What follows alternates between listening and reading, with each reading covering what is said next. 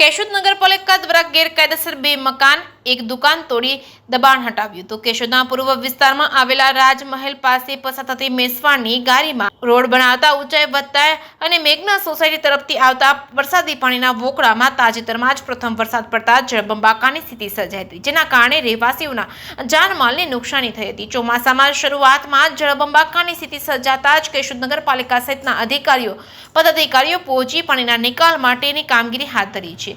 રાજમહેલ વિસ્તારમાં પુરવઠા ગોડાઉન પાછળ વોકળામાં ગેરકાયદેસર દબાણ કરી 2 મકાન અને 1 દુકાન ભૂમાફિયા દ્વારા બાંધકામ કરેલ હોય, જે વરસાદી પાણીના વહેણને નડતરરૂપ હોય। નગરપાલિકા દ્વારા બુલડોઝર સાથે જ પહોંચી તોડી પાડી દબાણ ખુલ્લું કરવામાં આવ્યું હતું। કેશોદના કૃષ્ણનગર મધુસૂદન નગર વિસ્તારમાં પસાર થતા વોકળામાં ગેરકાયદેસર રીતે ભૂમાફિયાઓ દ્વારા દબાણ કરવામાં આવતા લેખિતમાં ફરિયાદો કરવામાં આવી છે।